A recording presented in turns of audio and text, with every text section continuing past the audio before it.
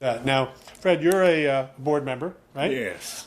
So, can you about some of the things that we've talked about? How are you involved? Are you involved in some of the decision making about what the programs are, or what's your exact involvement in Well, yeah, Moving With Hope? we have a board meeting where I have the ability to have my input, as everybody does on the board. Okay. And then we make a decision. Okay. How long have you been a board member?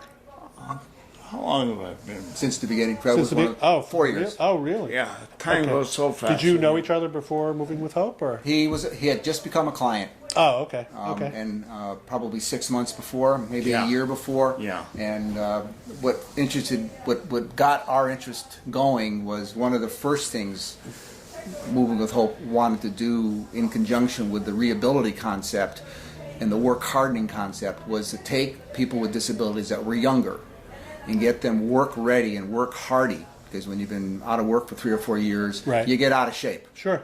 And you don't have necessarily the ability to focus for 4 to 8 hours a day. So by having them come in here, we were working on a jobs program where they would exercise, and then Fred's an employment specialist, and then he would teach them job skills. And let Fred describe Yeah, that. sure. Exactly. Absolutely. And your employment background. Yeah. What is your employment background? And what did you kind of teach or impart on other people? Well, let me tell you where I came from. Okay. Good. 20 years ago, I was a international executive headhunter. Oh, really? I contracted a bacterial infection Okay. and became disabled. Okay.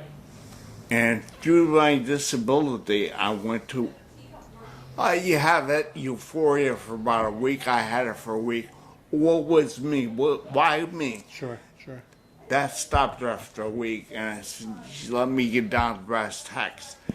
And I became a member of the local disability resource center in Stratford. Okay. And you're from Bridgeport, but now in Well, I Stratford? was born in Bridgeport. Okay. I was the first bebop kid around. Oh, yeah. Yeah, because I was obese. Okay. And walking home, some kid threw a rock in the air, knocked me off the head of my head, And but when I moved from Bridgeport to Stratford, Right. it was completely opening up. Oh, good. People accepted me. If I may, what disability do you have? What is your disability? Traumatic brain injury. Okay. TBI. Oh, okay. So as I said, I got the job at the Disability Resource Center. Right. Worked about 20 years there. Wow. And I was the assistant to the director for community relations. Okay. Okay. The feds in their infinitesimal wisdom Yep.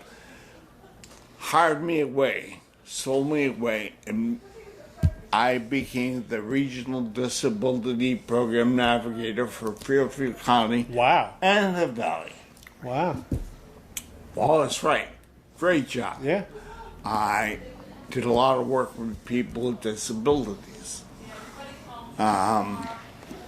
However, the feds ran out of money. Okay. So the state picked up my contract because I was a contractor and I was employed by the state. Then they ran out of money. And Connecticut worked because I worked in their building, hired me. You're a very resilient man, let me tell you. There's nothing gets you down. Until That's they good. ran out of money. Okay. So they had to lay me off, really. I was laid off for 7 months. The phone rings. Department of Social Services, DSS, was on the phone. Right. And they said, we hear you're out of work. Do you want to go back to work? And I said, well, it's only so many Law and Orders I can watch. Yeah, I'll go back to work. Right. They made me the regional housing coordinator from Norwalk to Old Saybrook. Oh, wow. Really great, because that's where you take people out of nursing homes and put them into the society of their choice, Okay. along with services. Great job. I think I did too good a job because they wanted to make my job full time. Oh, okay. I couldn't do full time work because at the same time I got the job, I developed a balance problem. Okay. So I couldn't do the job. I knew I couldn't do the job. Right. So they really had to lay me off. In that interim, I came to Tash.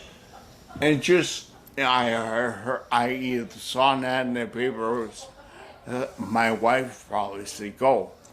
So I went, I listened, you listen to the woman, Of course. whatever she said. Absolutely. So then he told me, put me on a schedule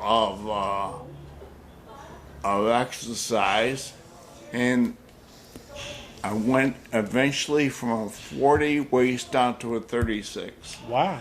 So I know that obesity followed me, but when you come down to it, obesity can lead to many, many problems, along with diabetes and things like that. And I'm not getting younger, I'm getting older. This is not gray hair, though. I put silver wash in it, yeah. No, it really is gray hair. I believe you, actually. But I'm grateful that I really came here because this, too, changed my life. Oh, yeah. Now, do you have children yourself? Yeah, I have a son who's given me two beautiful granddaughters that are real. I don't know where they get their brains from, not from me, but they're really smart. One's wants to be a gymnast. Oh, yeah. How old is she? She's 14. Okay. And the other one, 15, wants to go into basketball. Oh, wow. Oh, good. She's a real good basketball Well, they're UConn, great. that's the way to be in Connecticut. Yeah, You're a I women's know. basketball player. Sure. Yeah, right.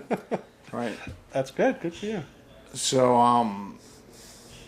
and then I had a son, my younger son passed away when he was 32 from a heart problem. You can't do nothing about that. He was the smart one in the family, My older son, also smart, works for UPS. Oh, okay. And parcels. Sure. And he's got a very good delivery job. I actually, when I got out of college, I was offered a job by UPS, and I refused because I was offered a job in New York. I made a big mistake. I should have gone with UPS. Now, you mentioned you're on the board, right? You're a board member Yes. here. How many people make up the board for? We have 8 board members. Okay. 8 board members. The nonprofit basically only has to have 3, maybe even 2. You have to have a president Right. and a treasurer. Right. We have the president, treasurer, secretary, and we have the additional 5 that can help The with board members, subcommittees. what is the criteria to become a board member as far as? Well, they generally have to have. We generally let them tell us about their past experience working with people with disabilities.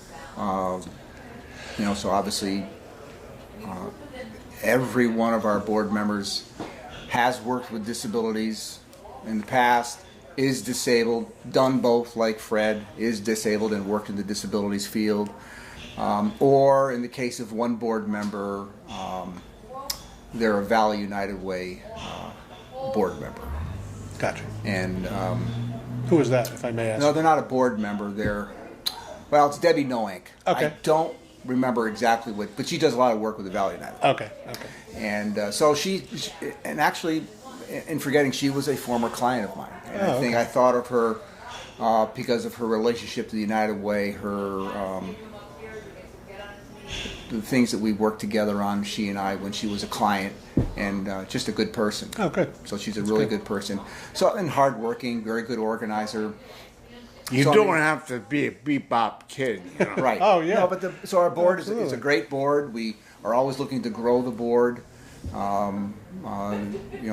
This is a great opportunity to reach out to people and Exactly. and ask for their assistance. Our most recent board member, young man who Chris Hill, just went to Patricia Tarasovac or I think that's her last name. Yeah, that's Close right. No, enough. you're right. That's right. And basically, it was her, Nancy Gray from the chamber, Right. who said, I've been involved with this young emerging professional program, and he went through the leadership program. I really want to get involved with the board. And they said, well, I think your background, because he worked with a sailing program for the disabled when he was in college at UConn. Okay. He loved it. So when he explained that to Pat or Nancy or both, they suggested that they contact me. And Chris is a terrific board member. Oh, I'm glad you mentioned that, because that's actually how we met. Because I went to the Greater Valley Chamber Expo that they had recently over at 10 Progress Drive, which occurred after they'd already been on the show. And Chris talked about YEP and all the things that they do. And then while there, speaking with you and Carol, who will be on later, which was nice. Now, you mentioned if people are interested in becoming a board member or getting involved. Right, even volunteer. We had a gentleman we did the bike safety program with Echo Hose on Saturday. And a guy came up to us and shook my hand and said, I'd love to volunteer, not on the board, but I like what you're doing. Oh, wow. And I'd like to spend a couple hours a day as a companion. He's semi-retired. Mm-hmm. As a companion in the afternoon, because he gets out of work at 12:30, part-time job. Mm-hmm. I said, terrific. Just give us a call on Tuesday, because we're kind of crazy on Monday, Wednesdays, and Fridays.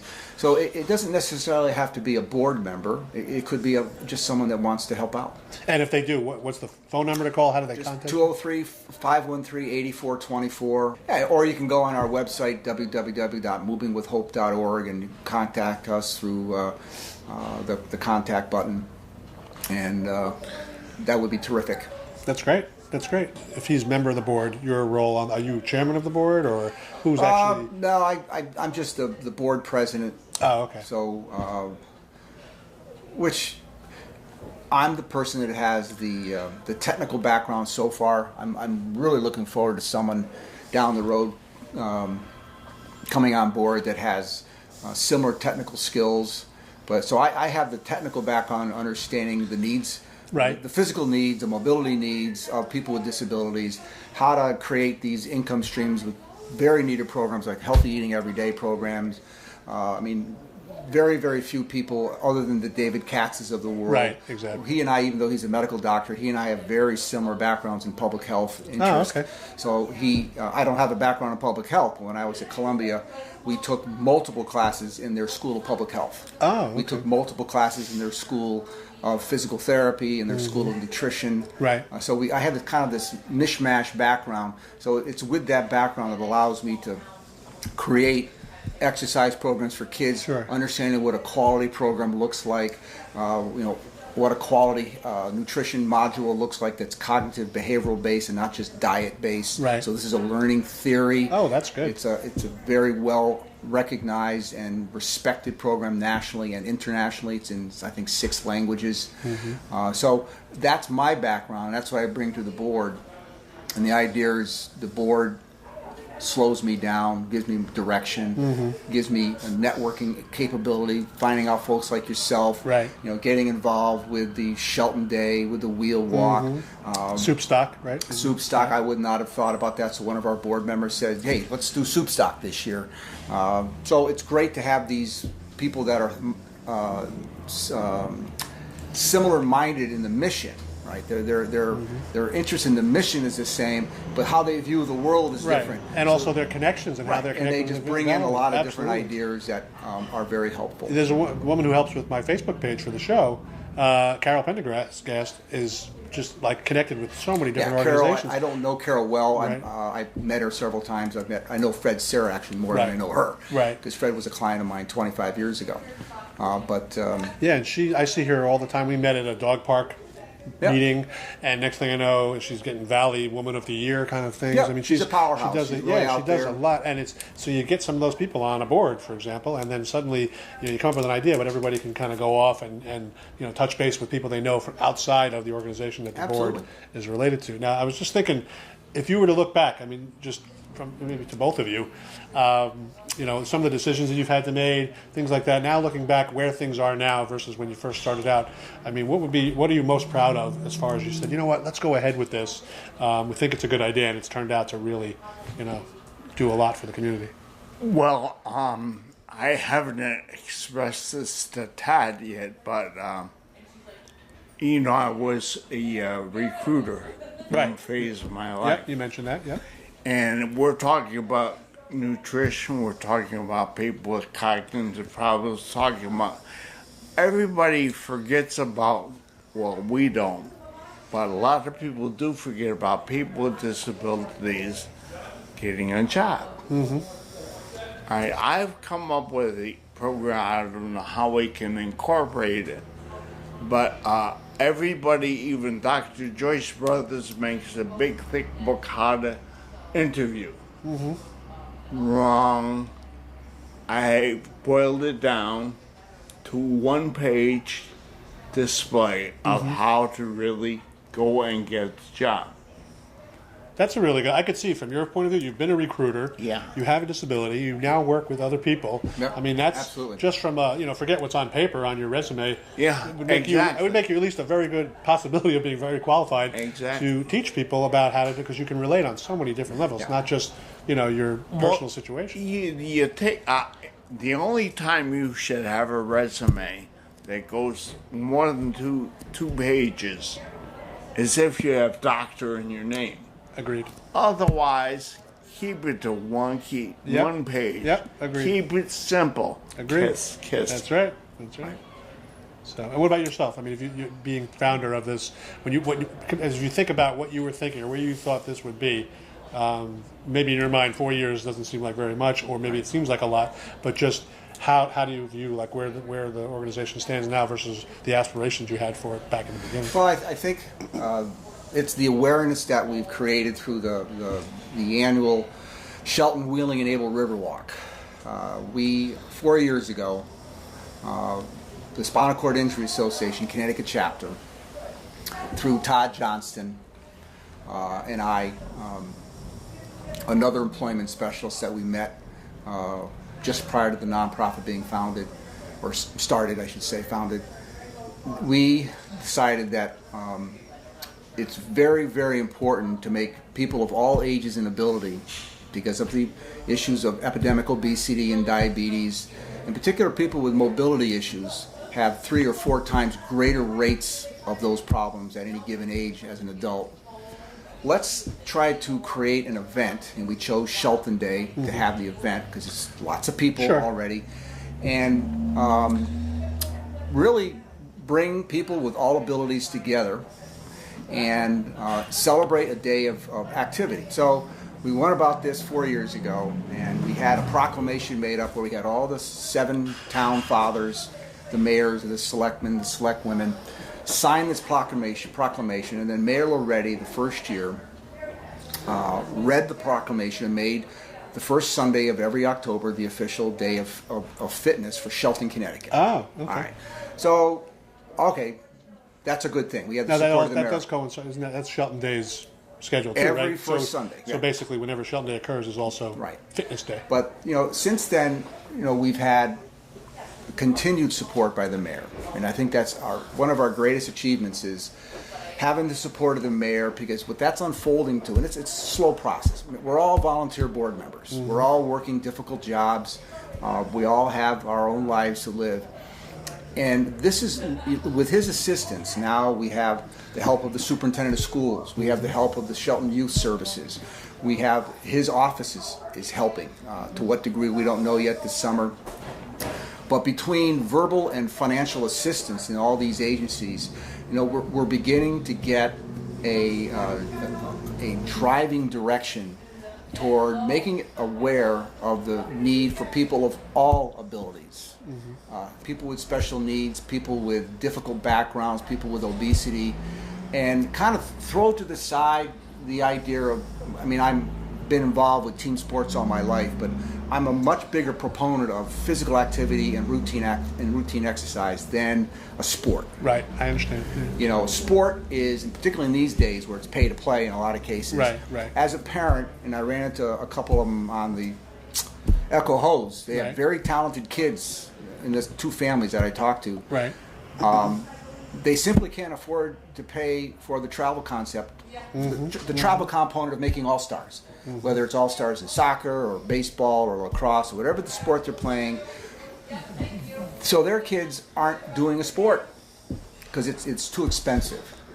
So they were absolutely intrigued with our ages 9 to 12 all-sport program that we have upstairs, which is going to be a vigorous exercise program for kids 9 to 12, more geared toward conditioning, whereas the 2.5-year-olds to 4, that's a different segment. Right. The 5. But the difference is, you're on a team sport, especially a team sport that isn't, everybody plays, right. Based on talent. Next thing you know, if your kid is not, even just middle of the road, they're going to be either standing around or sitting down more often than they're actually playing. So what you're doing is I'm sure it's constant, and I'm sure you incorporate some sort of fun and games and things like that to keep it interesting. A lot of music. I was just going to ask you that actually when you were talking about. I was thinking about how much music is incorporated not only in the rehab. Do you have that? Because that's been shown to actually get people more motivated, less depressed. But with the activity for kids. Yeah, we have a 2,000-watt stereo system upstairs. Oh, that's great. It just slams it out and gets the kids motivated, and so I think I think we're moving in the right direction. My disappointment really is that we haven't been able to lock in a more serious effort on the jobs programs. Okay. And I really want to continue pursuing that. You mean helping people who are here get jobs? Is that what you're referring to? Yeah, I mean, the more people that come in here that are younger and they've had accidents of any type, brain injuries with bacterial viral infections, encephalitis, cardiomyopathies. I mean, there's a lot of pretty horrible stuff out there that people really, Fred doesn't really even look disabled. When he opens his mouth, sometimes he sounds disabled because obviously his brain injury causes speech impairment. But a lot of people who don't look disabled do in fact have serious disabilities. They could have Crohn's disease, they could have AIDS, they could have any number of disabilities that are not necessarily really out there physical. I mean, the poster child for a physical disability is a person in a wheelchair. Right. But that represents a very small percentage of people. And the whole idea is these people really, as much as other people would say no, they really do want to work. And actually, they are better workers than able. Just listening to Fred talk. They are better workers. Oh yeah, I mean, you have the things you have to overcome just to do activities of daily living is going to motivate you, and you're going to need a lot less, sort of seeing through your task at work than somebody who maybe hasn't had to deal with that. Right. I mean, that makes a lot of sense. And in going to, they had an annual awards banquet at BH Care about a month ago, maybe not even, where they gave the McDonald's Corporation in the Derby-Ansonia Division Street line there Best Employer, and they gave a young lady who lives in Shelton Best Employee because, again, Marc Loretti kind of pushed forward for her, and along with Joel Hurlman, and got her a job working part-time at the police station. I was going to say, he's the chief of police, right, Joel? Yeah, Joel's a police. So, again, going to that event, and getting more involved maybe with BH Care, I think the model that I would like to present, not only for ourselves but for BH Care, is the work hardening and the work conditioning component. I mean, my wife and I ran one of the biggest work hardening companies. My wife is a physical therapist. So from 93 to 97, we ran a company called the Return to Work Center, where the field is upstairs in the batting cages. So we had a 9,000 square foot work hardening center. We had truck simulators. We had plumbing walls and motors that guys would rip apart and tear down. We had a big gym. We had physical therapy center. And the state of Connecticut would send people on workers' comp to us, so we would train them for 8 to 12 weeks, and at the end of 12 weeks, my wife would determine with a social worker if they could go back to work at full duty, part duty, would they be voc rehabbed and given an entirely new job, or would they put on full SSDI? It's interesting because I'm thinking SSDI and the whole Ticket to Work program that they have. To me, my understanding of that is more what Fred was talking about, like resume writing, cover letter. But you could come across as the greatest, let's say, candidate. Then you get to work, and physically, if you're not able to get around, or you just get tired. Exactly. Last hired, first fired, right? Is that the saying? Right. If you, under that concept, I mean, if you have a physical disability and you really haven't got the fitness to do the job, you got the brain power, exactly, you got the experience, and you miss a couple days of work because you're just exhausted, you're fired. Exactly. And there's no reason for that. If you have a person in a conditioning program, physical activity is promoted all over America in corporate wellness, where the vast majority, 99% of all the people, are able. That's right. Why can't a person with a disability have the same benefit? Why don't they have the same asset available to them to make them as competitive as an able-bodied person? They need work hardening, after therapy, exercise, nutrition programs, yoga programs, all the things that corporate wellness offers people should be offered to people with younger people with disabilities, under 65. Okay, you know what he's, excuse me. Yeah, so that's fine. You're fine. Person with the disability takes less time off, comes to work on time, causes no problems at work, and that's a win-win situation. I agree. Have any comments on the show, feel free to provide feedback, questions, or suggestions to lookingupvalley@gmail.com or check out our Facebook page and dedicated website. Thank you very much.